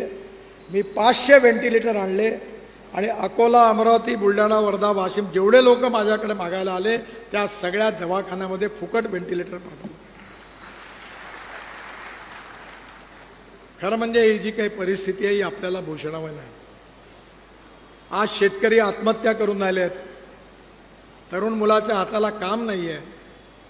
आणि दुसरीकडे उद्योग, व्यापार, व्यवसायात आपल्याला जेवढी प्रगती करायला पाहिजे ती अजून जास्त करण्याची गरज आहे. राजकारणाचा अर्थ म्हणजे केवळ सत्ताकरण नाही आहे. राजकारणाचा खरा अर्थ असा आहे की राष्ट्रकारण, सेवाकारण आणि विकासकारण. आणि म्हणून हे जर करायचं असेल तर शैक्षणिक क्षेत्रामध्ये, सामाजिक क्षेत्रामध्ये, स्वास्थ्यविषयक क्षेत्रामध्ये, हेल्थ सर्व्हिसेसमध्ये, कृषी आणि ग्रामीण क्षेत्रामध्ये नवीन विजन घेऊन आपल्याला विकास करावा लागणार आहे. मला जास्तीत जास्त काम करण्याची संधी पूर्व विदर्भात मिळाली. आज आम्ही 3 साखर कारखाने चालवतो, पण ते साखर कारखाने विदर्भामध्ये 22 साखर कारखाने सुरू झाले आणि 22ही कारखान्यांनी दिवाळं पिटली. कारण विदर्भामध्ये जेवढा पाहिजे तेवढा ऊस मिळत नाही. आम्ही इथेनॉल आणलं, पॉवर आणली. विदर्भातून दरवर्षी दर महिन्याला 22 कंटेनर भाजी IQFमध्ये तयार करून ती वर्षभर ताजी राहते. आम्ही अमेरिका आणि कॅनडाला पाठवतो. फॉर्मल प्रोड्यूस कंपन्या काढल्या. आज मोठ्या प्रमाणावर कालच परवामध्ये मी इथे आलो होतो. माझी सगळ्या मंचावर बसलेल्या नेत्यांना विनंती आहे की खानपान पट्टा वाशिम जिल्ह्यात मला वाटतं नाही आहे ना, पण मूर्तिजापूर, दर्यापूर, अकोला, बुलढाणा आणि अमरावती जिल्ह्याच्या मध्ये आहे. मी परवा काही दिवसापूर्वी राजस्थानमधून हेलिकॉप्टरमधून चाललो होतो. त्यावेळी या देशातला सगळ्यात मोठा लोकसभा मतदार क्षेत्र आहे सुरू. त्याचे 700 किलोमीटर आहे आणि वाळवंट आहे. तर तिथले खासदार मला सांगत होते की एक खानपान पट्टा आहे, खारट पाणी आहे. तर त्याला विचारलं काय केलं, तर त्यांनी सांगितलं की आंध्र प्रदेशमधले खासदार आहेत, त्यांचा भाऊ अमेरिकेत आहे. त्यांनी इथे येऊन 5,000 कोटी रुपयाची इन्व्हेस्टमेंट केली आहे आणि खाऱ्या पाण्यातले झिंगे त्या तलावातून तयार करतो आणि एक्सपोर्ट करतो. मी आज पंजाबराव कृषी विद्यापीठाच्या कार्यक्रमाला जाणार आहे. मी स्वतः बुलढाण्याला जात असताना दर्यापूरला उतरलो. त्या ठिकाणी एक प्रयोग आम्ही सुरू केलेला आहे की खानपान पट्ट्यामधलं पाणी, खारं पाणी, गोड पाणी कसं करायचं. ते करण्याचा तो प्रयोग होता, तो बघायला गेलो होतो. आता मी तिथल्या आमदार खासदारांची मिटिंग बोलवणार आहे ॲग्रोव्हिजनमध्ये आणि मी त्यांना सांगणार आहे की तुम्ही 1-1 एकराचे 2-2 एकराचे तलाव करा आणि तुम्हाला माहिती असेल की खाऱ्या पाण्यातले झिंगे आणि गोड पाण्यातले झिंगे, मी तर काही खात नाही, पण त्याचा भाव आपल्याकडे 1,500-2,000 रुपये किलो आहे आणि सिंगापूरमध्ये 8,000 रुपये आणि दुबईमध्ये 7,000 रुपये किलो आहे. तर मी आता वेटरनरी युनिव्हर्सिटीचे व्हाईस चान्सलर त्यांना पण काम दिलं आणि सुधीर मुनगंटीवारांना विनंती केली आहे की या भागातल्या शेतकऱ्यांची आपण सगळेजण म्हणून मोठं संमेलन घेऊ ॲग्रोव्हिजनमध्ये आणि या भागामध्ये शेतकरी आपल्या जमिनीतून तलाव करतील आणि ते जे खारं पाणी आहे ते तलावात टाकतील आणि तिथे खाऱ्या पाण्यातले झिंगे तयार करतील. राजस्थानमधल्या शेतकऱ्यांना एकरी 30 लाख रुपये एकरी फायदा होऊन आला. 30 लाख रुपये आणि त्या डॉलरमध्ये कमावून झाल्या. त्यामुळे जी परिस्थिती असेल त्या परिस्थितीत टेक्नॉलॉजी शोधून आपल्याला नक्कीच त्यातला बदल केला पाहिजे. आणि म्हणून हा वाशिम जिल्ह्यामध्ये जर बदल करायचा असेल तर मी सर्वप्रथम अभिनंदन करतो VD पाटील साहेबांचं. आहे का उभे राहा. हे PWDमध्ये होते. बुलढाणा पॅटर्न म्हणून बुलढाणा ते अजिंठा पाण्याचा मोठा वॉटर त्यांनी प्रोजेक्ट पूर्ण केला. पंजाबराव कृषी विद्यापीठात 36 तलाव बांधले. बोरगाव मंजूला तलाव बांधले. तुमच्या वाशिम भागामध्ये पाण्याचं कॉन्झर्वेशन झालं. त्यावेळी मी खूप प्रयत्न केला, शेवटी मी नाराज झालो. आज झाला काम. कोणी हिंगे नावाचे होते, त्याला लक्षवी दर्शन पाहिजे होते. ही एक सगळ्यात मोठी अडचण आहे. पैसा कमवणं गुन्हा नाही आहे, पण राजकारण हा पैसा कमवण्याचा धंदा नाही. तुम्ही उद्योग व्यवसाय उभे करा, काही करा, पण दुर्भाग्याने परवानग्याच मिळाल्या नाही. त्यामुळे वाशिम जिल्ह्यात फक्त 10% काम झालं. जेवढं करा 80% अजून झालं असतं. विहिरींना 24 तास पाणी आलं असतं. मी आता यांना सांगत होतो माझ्याकडे 1 तास विहिरीला पाणी व्हायचं फक्त. नागपूर जिल्ह्यात ही परिस्थिती पाण्याची वाईट आहे आणि म्हणून आम्ही माझ्याकडे नदी खोल केली, नाले खोल केले. धावणाऱ्या पाण्याला चालायला लावा, चालणाऱ्या पाण्याला थांबायला लावा आणि थांबलेल्या पाण्याला जमिनीला प्यायला लावा. गावातलं पाणी गावात, शेतातलं पाणी शेतात आणि घरातलं पाणी घरात. एवढं छोटंसं काम जर तुम्ही केलं तर वाशिम जिल्ह्यातला एकही शेतकरी आत्महत्या करणार नाही याची गॅरंटी तुम्हाला देतो. व्ही डी पाटील आणि सचिन कुलकर्णींनी बरीच मेहनत केली. त्यांनी एवढा मोठा रिपोर्ट तयार केला. आणि मी कालच पाटणींकडे आता जाणार आहे तेव्हा सगळ्या आमदारांना आणि प्रमुख नेत्यांना बोलवला आणि तिथे कलेक्टर मॅडम आहेत त्यांच्या अधिकाऱ्यांनाही बोलवलं आणि केवळ 3,200 करोड रुपये असा कार्यक्रम तयार केलेला आहे. सगळा अभ्यास केला आहे टेक्निकली. आणि हे जर कार्यक्रम राबवला ॲस्परन डिस्ट्रिक्ट आहे 47 निकषावर भारतात मागासलेल्या जिल्ह्यामध्ये आपला जिल्हा आहे. आणि हे बदलवायचं आव्हान आपण सगळ्यांनी जर स्वीकारलं तर याच्यातलं खरी किल्ली आहे ती म्हणजे पाणी.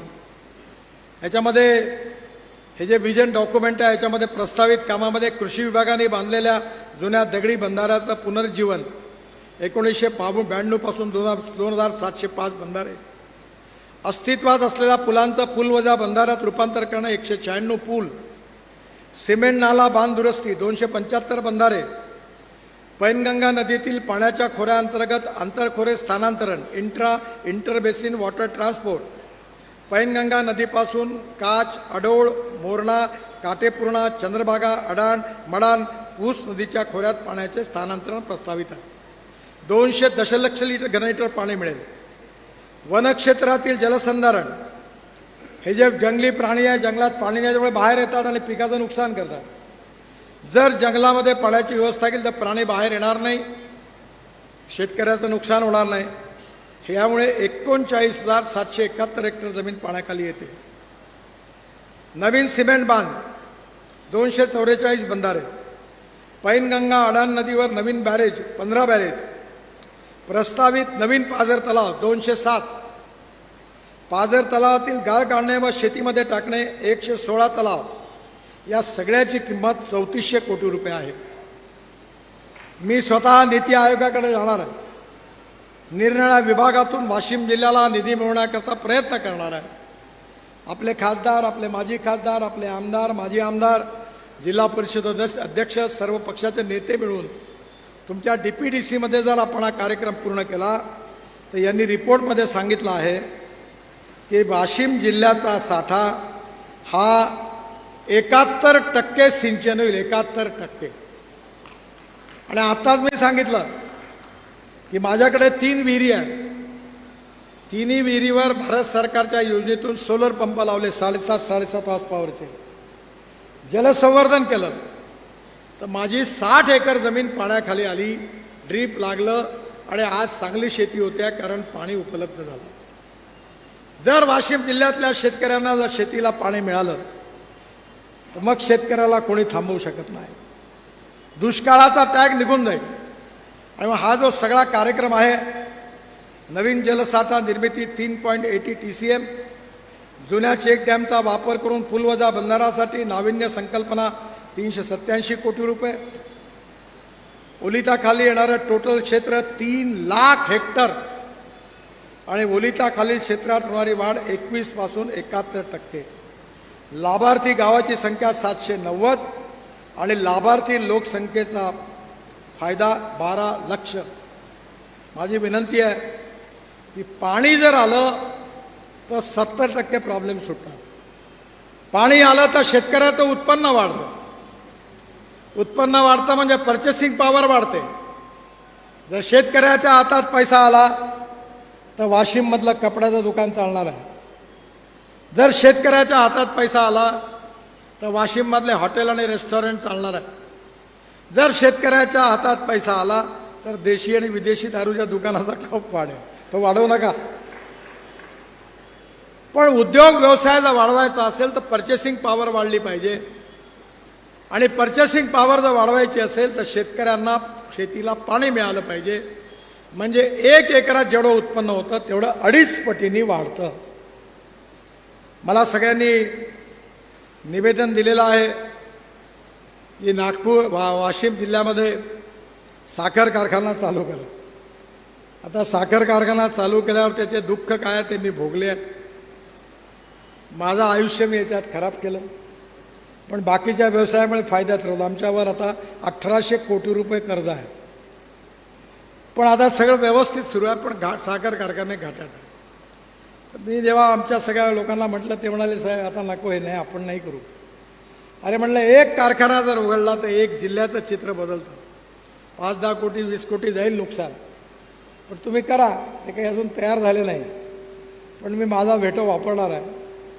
कारण या जिल्हा आत्महत्या मुक्त व्हावा, या जिल्ह्याचा विकास व्हावा, या जिल्ह्यातल्या तरुण मुलाच्या हाताला काम मिळावं अशी मनापासून माझी अतिशय तीव्र इच्छा आहे.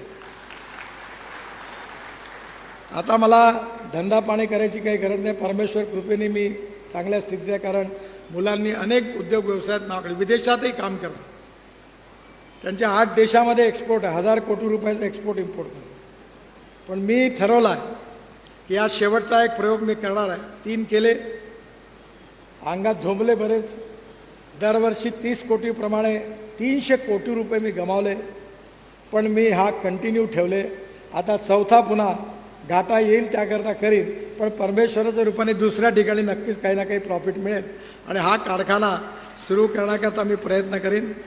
सगळ्या आमदारांनी, माजी आमदारांनी, खासदारांनी, माजी खासदारांनी आणि कारखान्याच्या युनियननी पण मला पत्र दिलेलं आहे. बँकेशी बोलणं झालं आहे. सुप्रीम कोर्टात केस आहे. जे ठाकरे साहेब आहेत तुमचे, त्यांची केस आहे, त्यांच्याशी पण बोलणं झालेलं आहे. आणि सगळ्यांच्या सहकार्य बसल्या इथे. आणि कालच मी अनास्कर साहेबांना महाराष्ट्र राज्य सहकारी बँकेच्या बोललो. ते पुढच्या 8-10 दिवसामध्ये सगळ्यांना बोलवून निर्णय करतो आणि हे नक्की करतो असं सांगितलेलं आहे. ते दिल्यानंतर हा कारखाना नक्कीच सुरू करण्याचा मी प्रयत्न करीन असा विश्वास आपल्याला आहे. पण मी जर धाडस केलं तर तुम्ही सगळे, तुमच्या सगळ्यांची मदत पाहिजे. ज्या ज्या ठिकाणी पाणी आहे त्या त्या ठिकाणी तुम्ही ऊस लावा.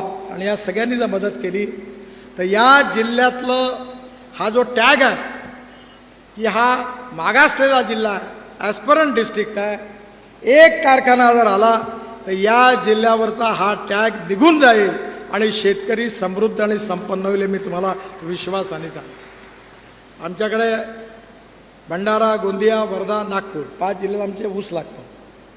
सावनेर भागामध्ये आमच्या शेतकऱ्यांनी 100 टन 105 टन एकरी ऊस काढला, जो कोल्हापूर इतका काढला. माझ्याकडे 85 टन झाला ऊस. अनंतराव, माझी बायको शेती बघते, आणि 85 टन म्हणजे एकरी 1.5 लाख रुपयाचा फायदा. आता नवीन नवीन टेक्नॉलॉजी पाहिली पाहिजे.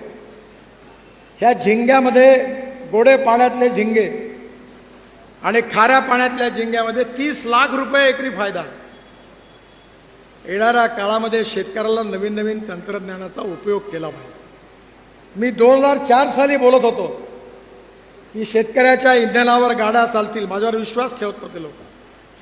आता G20मध्ये ग्लोबल अलायन्स झाली. Ethanol, methanol, biodiesel, bio LNG, bio CNG, electric, hydrogen. मी एक दिवस बसलो असताना जेवायला माझ्या पत्नीने मला विचारलं की तुम्ही असं म्हणता की पाण्यातून हायड्रोजन निघेलं आणि गाडी चालेल? म्हटलं हो. म्हणजे माझाच विश्वास नाही बसत तर लोकांचा काय बसणार आहे म्हणजे तुमच्या. मी लगेच टोयॅटो कंपनीचे चेअरमन विक्रम किर्लोस्करला फोन केला. म्हटलं विक्रम एक काम करो, immediately I need hydrogen car. बोले जापान में है. म्हटलं लाव वहाँ से. मी जपानमधून कार आणली आणि आता माझ्याकडे दिल्लीत त्या कारमध्ये फिरतो. योगीजी, तेजस्वी यादव, सगळे मुख्यमंत्री, आमदार, खासदार चक्कर मारतात आणि म्हणतात अरे तो मर्सिडीज से भी अच्छी आहे. आणि आता लोक मला प्रश्न विचारत नाही. मी इलेक्ट्रिक कार आणली, इलेक्ट्रिक स्कूटर आणली, इलेक्ट्रिक बस आणली, आता इलेक्ट्रिक डबल डेकर बस आणली. मी नागपूरमधून शेगावला यात्रा करायला दिव्यांग आणि सिनियर सिटीजनची योजना सुरू केली फुकट. आता 4 बसेस आहेत इलेक्ट्रिक आणि वेटिंग लिस्ट 3 महिन्याची आहे. आणि ते मी म्हणलं हे पॉलिटिकल पार्टीचे झेंडे घेऊन रॅली करता गाडी नाही भेटणार, कोणाही पार्टीला नाही, फक्त दिव्यांग आणि सिनियर सिटीजन. हे येते शेगावला, त्यांनी चार्जिंग स्टेशन टाकलं आणि त्या गाडीने आतापर्यंत 88,000 लोकांनी शेगावची यात्रा केली. आता माहूर, शेगाव, अंबोरा, रामटेक या सगळ्याकडे आम्ही आता यात्रा सुरू करू. म्हणजे या देशामध्ये जगात एक चर्चा सुरू आहे. ती चर्चा आहे डोमेस्टिक हॅपी ह्युमन इंडेक्स, म्हणजे सुखांक. सुखांकाचा अर्थ असा की प्रत्येक परिवाराला राहायला घर मिळालं पाहिजे, प्रत्येक गावात शुद्ध आणि स्वच्छ पाणी मिळालं पाहिजे, प्रत्येक परिवारावर अंगावर चांगले कपडे असले पाहिजे, खायला अन्न मिळालं पाहिजे, मुलांना चांगलं शिक्षण मिळालं पाहिजे, आणि जर आजारी पडलो तर उत्तम व्यवसाय, उत्तम हॉस्पिटलची व्यवस्था पाहिजे, शेतकऱ्याच्या मालाला किंमत मिळाली पाहिजे. आणि खऱ्या अर्थाने केवळ आपल्याला स्मार्ट सिटीज नाही तर स्मार्ट विलेजेस पण तयार करायचे. मी आमच्या इथे नागपूर जिल्ह्यात 2 विलेजेसचं काम सुरू करतो आणि 5 लाखात घर, 500 स्क्वेअर फूटचं, 1000 स्क्वेअर फूटचा प्लॉट, आणि शेतकऱ्याला आपली गाडी ठेवता येईल असं घर बांधून देण्याचा प्रोजेक्ट हातात घेतला. Nothing is impossible. आणि मी तर तुम्हाला एवढंच सांगतो नम्रतापूर्वक की माझ्या 45 वर्षाच्या आयुष्यात मी खोटं आश्वासन देत नाही आणि खोटं बोलत नाही. तोंडावर सांगतो हे होते, हे होत नाही. मला खूप पत्र मिळाले, मला अनंतरावचं काम करायचं आहे पण माझ्या हातात नाही, त्यातली अडचण आहे. पण जसं मला लखन मलिकनी सांगितलं आणि ते माझ्या हातातलं काम आहे, 1 सेकंदात हे होते, करून देतो. 200, 400, 500, 1000 कोटी जे लागेल ते लागेल, मंजूर. आणि म्हणून मी जे काही बोललो 40-45 वर्षात, ते आज अशी एकही गोष्ट नाही आहे की कोणी पत्रकार मला हे नाही विचारू शकत की तुम्ही हे बोलले होते, हे का झालं नाही. जे बोलू ते करू आणि जे करू तेच बोलू. राजकारणात खोटं बोलायची काही गरज नाही. मी तर आता यावेळी लोकसभेत ठरवून टाकला, अनंतराव पोस्टर नाही लावणार, बॅनर नाही लावणार, चहा पाणी नाही करणार, द्यायचं तर मत द्या, नाही तर नका देऊ. आणि लोकांना मी तुमची प्रामाणिकपणे व्यक्त सेवा करीन. तुम्हाला माल पाणी मिळणार नाही, लक्ष्मी दर्शन मिळणार नाही, देशी विदेशी मिळणार नाही, मी पैसा खाणार नाही, तुम्हालाही खाऊ देणार नाही, आणि तुमची सेवा मात्र इमानदारीने करेन, मला विश्वास आहे. गरीब गरीब असतो, गरीबाला जात पंथ धर्म भाषा नसते. जे सिलेंडर, गॅसचं सिलेंडर ज्या भावात मुसलमानाला मिळतं त्याच भावामध्ये हिंदूला मिळतं. या देशातली गरिबी, भूकमरी आणि बेरोजगारी दूर केली पाहिजे. India is the fastest growing economy in the world. आणि मी ज्या खात्याचा मंत्री आहे, ऑटोमोबाईल, मी बनलो तेव्हा 7व्या नंबरवर होतो. आपला आता 12.5 लाख करोडची इंडस्ट्री बनली आहे, 4.5 करोड युवकांना रोजगार मिळालेला आहे, आणि भारत सरकारला आणि राज्य सरकारला सगळ्यात जास्ती GST देणारी ऑटोमोबाईल इंडस्ट्री आहे. आणि आता परवा 2 महिन्यापूर्वी जपानला मागे टाकून भारताचा नंबर 3रा झालेला आहे. पहिल्या नंबरवर अमेरिका, 2ऱ्या नंबरवर चीन आणि 3ऱ्या नंबरवर भारत. आणि लोकांमध्ये भारताची प्रतिमा आहे. आणि आज जगामध्ये पण इतकं साधनं बदलली आहे की मी आता माझं भाषण झालं की यूट्यूबवाले टाकतात. मी निरनिराळ्या युनिव्हर्सिटीत जातो, भाषण देतो, इंग्लिशमध्ये बोलतो, मराठीत बोलतो, हिंदीत बोलतो, सगळं जग पाहतं. आणि मी जे आता ऑस्ट्रियाला गेलो होतो, स्वित्झर्लंडला गेलो होतो, तर गोरे लोक माझ्या मागे आले, माझ्या साथ फोटो निकालो. म्हटलं तुम मुझे कैसे पहचान, you are minister from India, road minister. तुम्ही जर चांगलं काम केलं तर पोस्टर बॅनर लावायची काही गरज नाही. मी 45 वर्ष झाले मंत्री आहो. विमानतळावर मला घ्यायला कुत्रा येत नाही, कुत्रा फक्त येतो. तो का येतो? कारण मी Z+ सिक्युरिटीमध्ये आहे, म्हणून ते 2 पोलीसवाले त्याला पहिले फिरवून देतो. बाकी कार्यकर्ते नाही आहेत, अध्यक्ष नाही, आमदार नाही, हार तर कोणी आणतच नाही. आता तुम्ही दिले, मी घेतले, मी काही बोललो नाही. पण नागपूरला मी एकदा माझा सत्कार झाला त्यावेळी मी म्हटलं की असे हार फक्त माणसाला एकदाच टाकतात लाईन लावून.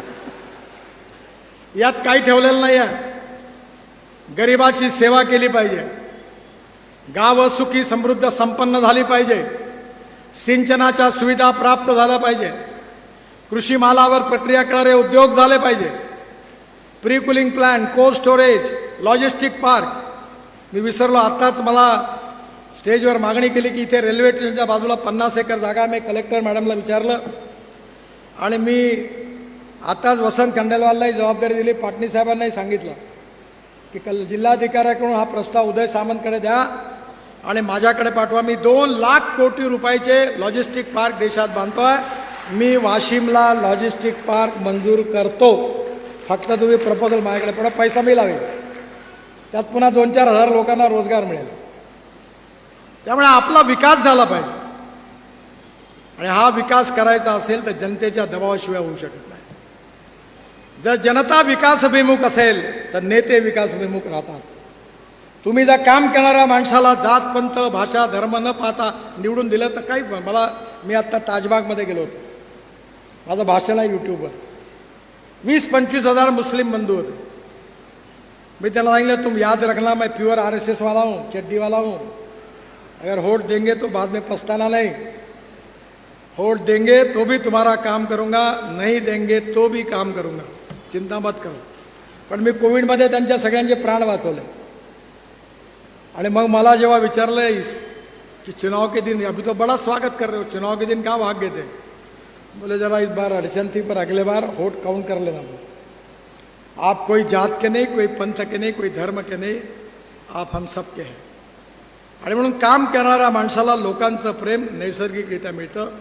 मला विदर्भातल्या जनतेचं, महाराष्ट्राच्या जनतेचं आणि देशाच्या जनतेचंही हे प्रेम मिळालं. हीच माझी सगळ्यात मोठी पुंजी आहे. काश्मीरपासून तर कन्याकुमारीपर्यंत जेव्हा लोक गाडीत बसून जातात टॅक्सीत, तर मला अनेक लोक सांगतात की रेस्टॉरंटवाल्याला सांगितलं नागपूर से आहे, त्यांनी सांगितलं आपसे पैसा नहीं लूँगा. टॅक्सीवाला म्हणतो मैं आपका पैसा नहीं लूँगा, डिस्काउंट दूंगा. कारण लोकांना कामातून आपला जो विश्वास असतो तो वाढतो. माझी एकच विनंती आहे की 10 वर्षात वाशिम जिल्ह्यात 465 शेतकऱ्यांनी आत्महत्या केल्या. आणि म्हणून या जिल्ह्याचं हे चित्र बदलवण्याकरता अकोला, वाशिम, बुलढाणा, अमरावती, यवतमाळ आणि वर्धा या 6 जिल्ह्यात शेतकऱ्यांनी आत्महत्या केल्या. आणि हे लांछन कोणाकरता? माझ्याकरता, आम्हा सगळ्या आमदार खासदार आणि मंत्र्यांकरता. आणि ही परिस्थिती आपल्याला बदलवायची आहे आणि त्याकरता वॉटर कॉन्झर्वेशनचं विजन डॉक्युमेंट जे आज तयार झालं ते मी कलेक्टर मॅडमला सोपवणार आहे. माझे सगळ्या आमदार खासदारांना विनंती आहे, नेत्यांना विनंती आहे की थोडं सहकार्य करा. मी एवढे पैसे आणतो, त्रास देऊ नका ठेकेदारांना, मदत करा.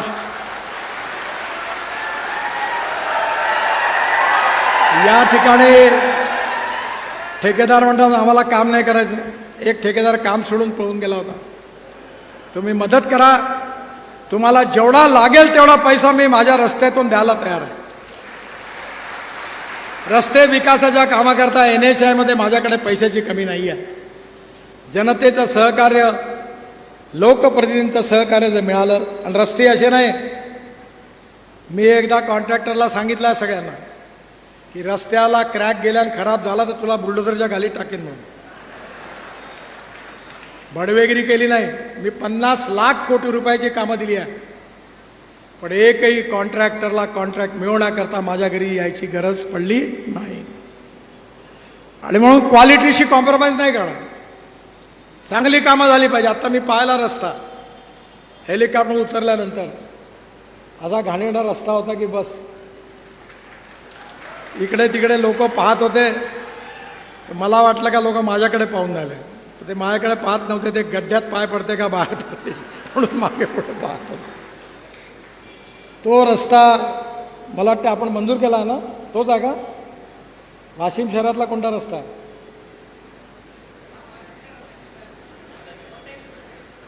वन टाईम इम्प्रूव्हमेंटमध्ये मला आता भावनाताईंनी पण मागणी केली आहे. वन टाईम इम्प्रूव्हमेंटमध्ये मी वाशिमचा जो जुना राष्ट्रीय रस्ता आहे तो सिमेंट कॉन्क्रीटचा बनवून देतो, चांगला लाईट लावून देतो, फुटपाथ करून देतो. अतिक्रमण काढावं लागेल.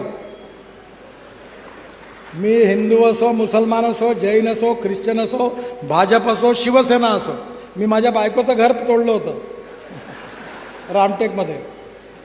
मी कोणाचं ऐकत नाही.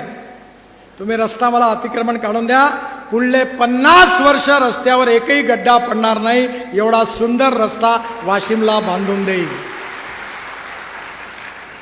मला पाटणे म्हणाले नगर परिषदेमध्ये पैसेच नाही. थोडं विष खरेदी करायला पैसे आहे का पाहून घ्या. जर मार्केट उभे केली, उत्पन्नाचे नवीन सोर्सेस वाढवले, तर नक्कीच आपल्याला मार्ग काढता येईल. आणि म्हणून हा वाशिम जिल्हा जो एक प्रकारे आत्महत्या करणाऱ्या शेतकऱ्यांचा जिल्हा आहे. 465 शेतकऱ्यांनी 10 वर्षात आत्महत्या केल्या. ॲस्परंट डिस्ट्रिक्ट आहे. सामाजिक, आर्थिक, शैक्षणिक, कृषी, ग्रामीण 47 पॅरामीटरमध्ये मागे असलेला जिल्हा आहे, नीती आयोगाने सांगितलं. मी आज एवढीच विनंती करतो की मंचावरचे सर्व नेते मंडळी, सर्व पक्षाचे नेते मंडळी, आमदार, खासदार आणि तुमच्या माझ्यासमोर बसलेली सगळी जनता, विकास कामात राजकारण न आणता आपण सगळ्यांनी जर हे चित्र बदलवायचं ठरवलं तर निश्चितपणे हे बदलल्याशिवाय राहणार नाही. आणि या सर्व कामामध्ये पूर्ण ताकदीनिशी आणि शक्तीनिशी मी आपल्या सगळ्यांच्या मागे उभा राहील असा विश्वास व्यक्त करतो आणि माझं बोलणं संपवतो. धन्यवाद. खूप खूप आभार साहेब. या सगळ्या जनतेच्या वतीनं आपले मनापासून आभार. आणि यानंतर या कार्यक्रमाच्या समापनाकडे जात आभार प्रदर्शनासाठी राकेश जवादे यांना आमंत्रित करते. नमस्कार. राष्ट्रीय महामार्ग 161 अकोला वारंगा खंड के लोकार्पण समारोह के शुभ अवसर पर उपस्थित केंद्रीय मंत्री सड़क परिवहन राजमार्ग मंत्रालय भारत सरकार श्री नितिन जी गडकरी तथा सांसद भावनाताई गवड़ी एवं उपस्थित विधायकगण के प्रति मैं हार्दिक आभार प्रकट करता हूँ. साथ ही समारोह में उपस्थित सम्मानीय अतिथिगण, मीडिया प्रतिनिधि तथा केंद्र व राज्य सरकार के अधिकारीगण, पुलिस विभाग, राजस्व विभाग व उपस्थित सभी सज्जनों का मैं हृदय से आभारी हूँ. धन्यवाद.